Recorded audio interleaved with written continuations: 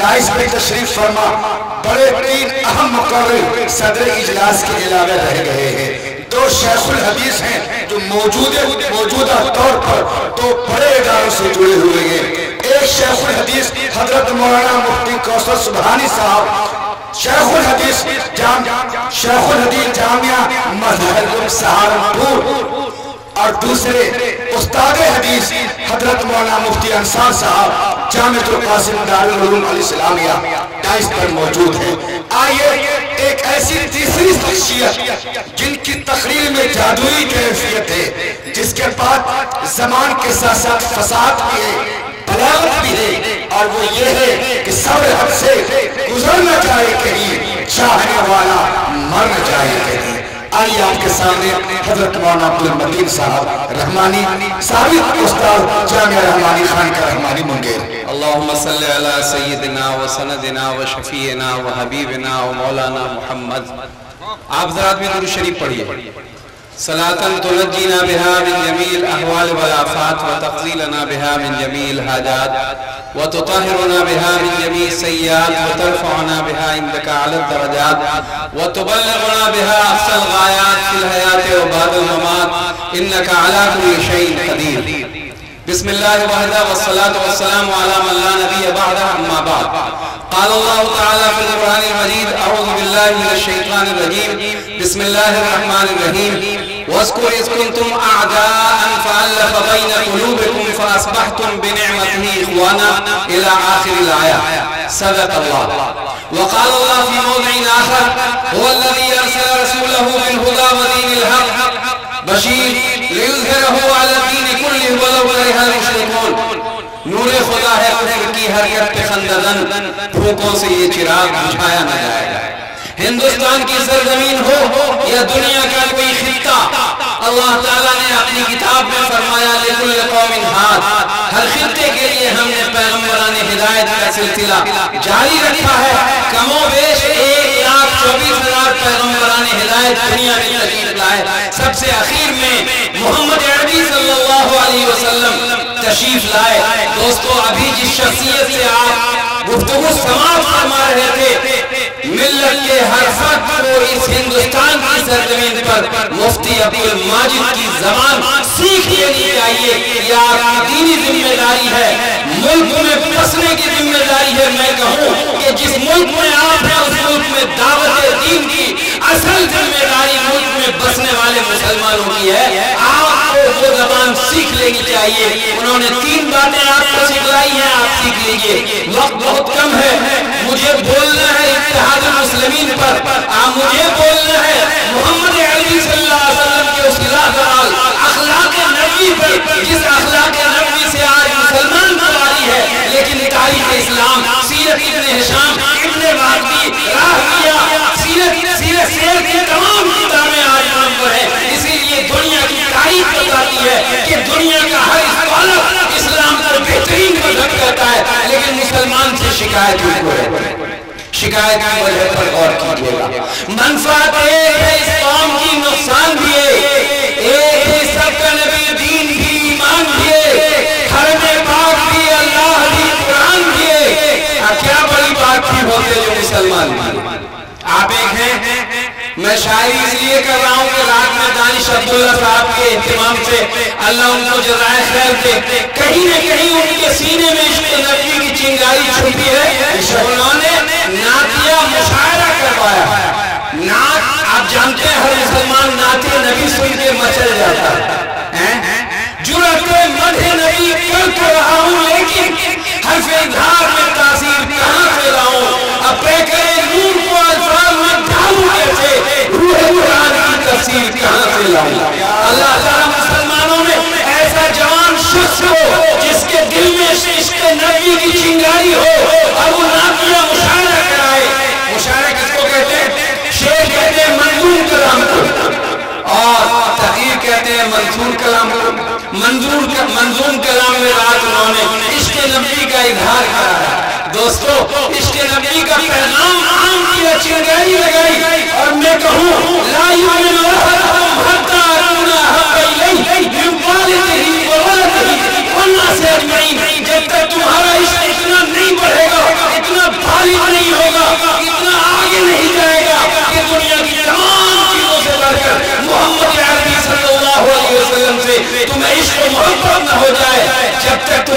مسلمان ہی نہیں ہو سکتے؟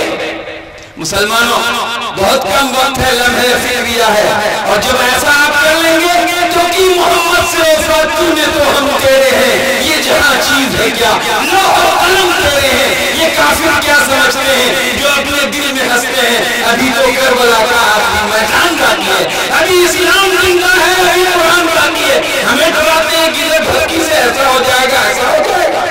ارے ہم کو لا الہ الا اللہ محمد رسول اللہ کی طرف والے ہیں، عشق نبی ہمارے سینے میں ہے دوستو۔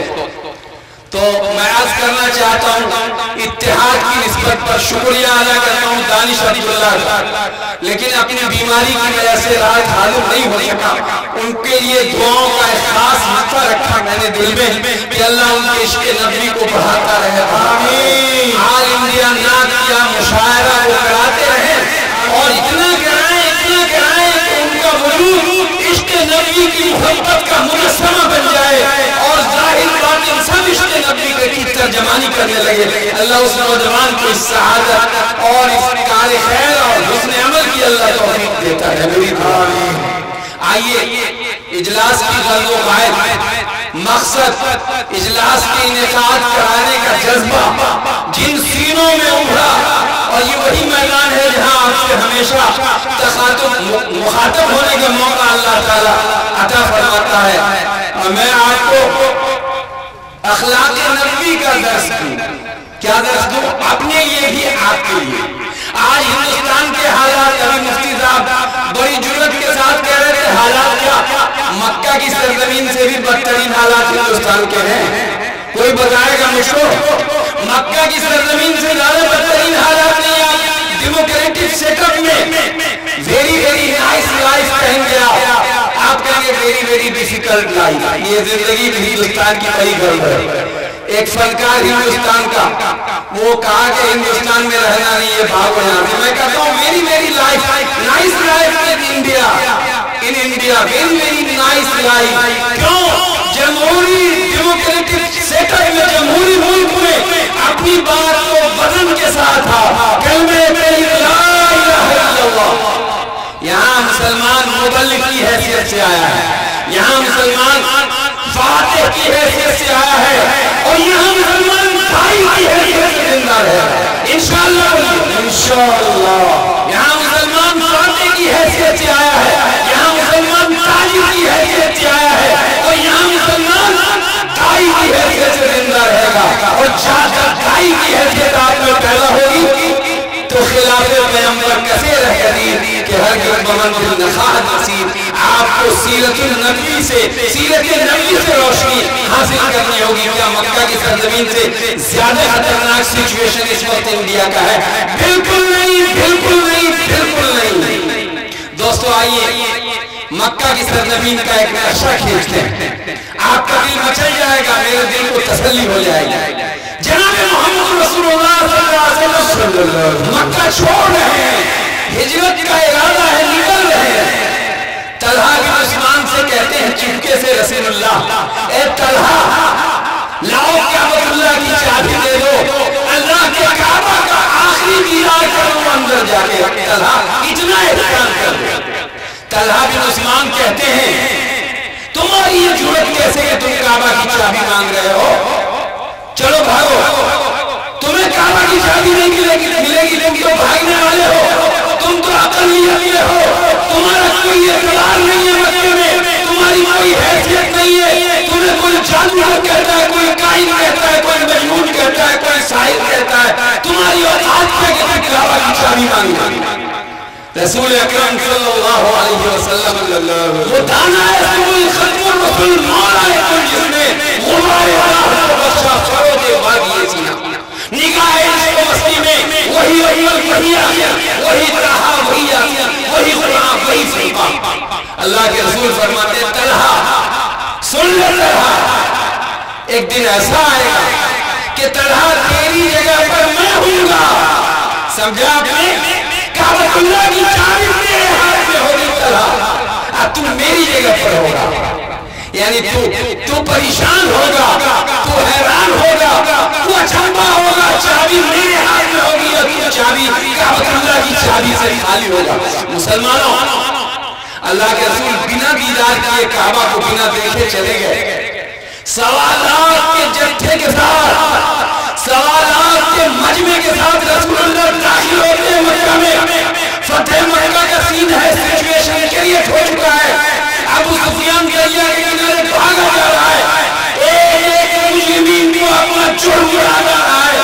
میں نے اونٹی اور قتل مٹائی تھی، ہلاکت کے لیے میں نے کٹھا کھولا تھا، میں نے مارنے کی کوشش کی تھی، میں نے زہر پلانے کی کوشش کی تھی، تمام مجرمین لرزہ باندام ہیں۔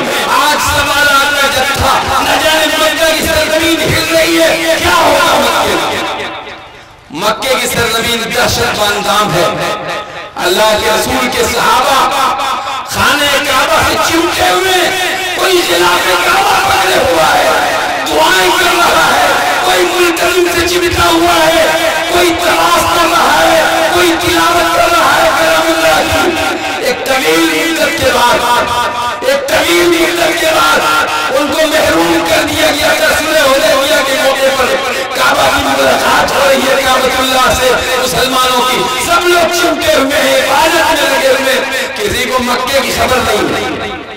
مکے کی خواتین پریشان ہیں، آج سوالات کا مجمع، آج تو ہم رہن ہو جائیں گے، بیوہ ہو جائیں گے، ہمارے شوہروں کو قتل کر دیا جائے گا، ہمارے مال کو لوٹ لیا جائے گا، ہماری عزت آبرو لٹ جائے گی۔ آج مکہ کی سرزمین تھر تھر کانپ رہی ہے، ایک مجرم کو اپنا جرم ملا رہا ہے۔ دوستو، مکے کی عورتوں نے اپنے شوہروں کو بھیجا، مردوں کو بھیجا، جاؤ جاؤ دیکھو کہاں ہیں یہ لوگ، سوالات کہاں ہیں، وہ فوج کہاں ہے، لشکر کہاں ہے۔ غور سے سننے کی بات ہے، عبرت سیکھنے کی بات ہے اور عبرت لینے کی بات ہے۔ مکہ کی گلیاں سنی ہیں، لوگ نہیں ہیں اس میں، گلیاں خالی ہیں۔ کعبۃ اللہ تک کفار مکہ پہنچتے ہیں، دیکھتے ہیں کہ اللہ کے رسول کے صحابہ ان عبادات میں مشغول ہیں، پیاس تھی، پیاس پشتی نہیں ہے، اللہ کے گھر کو دیکھ لینے کے بعد پیاس پشتی نہیں ہے، چمٹے ہیں، ملتزم سے لگے ہیں، حجر اسود سے طواف میں لگے ہیں۔ اور دوستو کیوں 160 رحمت اللہ کی کعبہ پر اسپیشل قسم کی نازل ہوئی رہتی ہے، جو کہیں نہیں اترتی سرزمین کے کسی خطے پر۔ اللہ واپس جاتے ہیں اپنے گھروں کو، عورتوں سے کہتے ہیں وہ لوگ تو کعبہ ہی کعبہ، کیونکہ رسول اللہ کو جاتے وقت کعبہ کا دیدار نہ کرایا۔ طلحہ بن عثمان کو بلاتے ہیں سورہ کو، یا رسول اللہ صلی اللہ علیہ وسلم، طلحہ بن عثمان کو طلب فرماتے ہیں، تھر تھر کانپتا ہوا طلحہ بن عثمان آتا ہے، کہاں آتا ہے؟ صحن کعبہ میں آتا ہے، تھر تھر کانپتا ہوا۔ حاضرین کرام میں واقعہ بتا رہا تھا، اللہ کے رسول صلی اللہ علیہ وسلم نے طلحہ بن عثمان کو طلب فرمایا، صبح کا سویرا ہوا، صحن کعبہ میں رسول اللہ نے بلایا، وہی طلحہ بن عثمان تھر تھر کانپتا ہوا آ رہا ہے، اس کے جسم قابو میں نہیں ہے، لرزہ باندام۔ اللہ کے رسول نے فرمایا طلحہ چابی لاؤ، کعبۃ اللہ کی چابی لاؤ۔ ارے 10 لوگ ہی سن رہے ہیں تو مجھے مزہ آ رہا، کعبۃ اللہ کی چابی لاؤ۔ طلحہ نے چابی دیتے ہوئے تھر تھر ہاتھوں میں راشا جاری تھا، چابی دربار رسالت میں حاضر کر دی، یا رسول اللہ چابی آ گیا۔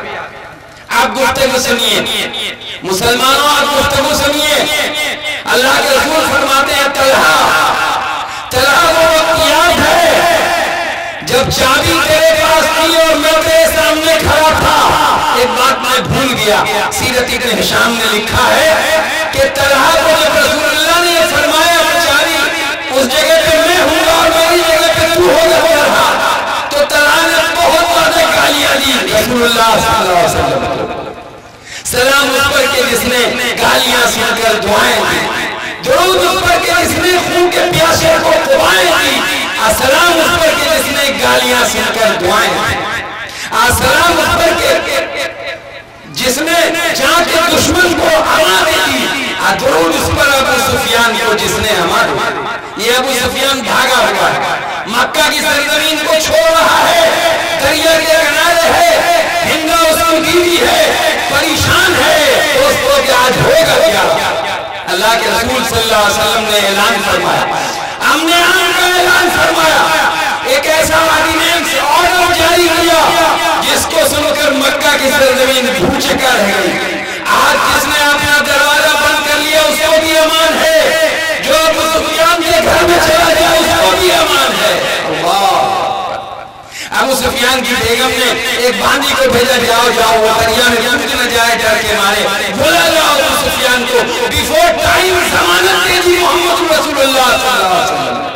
سلام اس پر کہ جس نے جا کے دشمن کو دعائیں اما دے دی, درود اس پر ابو سفیان کو جس نے اما دے دی, درود اس پر کہ جس اسرار محبت جس نے سمجھائے, سلام اس پر کہ جس نے زخم کھا کر پھول برسائے. سبحان اللہ سبحان اللہ. سلام اس پر کہ جس کے گھر میں چاندی تھی نہ سونا تھا, درود اس پر کہ ٹوٹا بوریا جس کا بچھونا تھا. سلام اس پر کہ جن کا نام تسکین دل و جاں تھا, درود اس پر کہ جن کے خلق کی تفسیر قرآن تھا. سبحان اللہ مسلمانوں سبحان اللہ.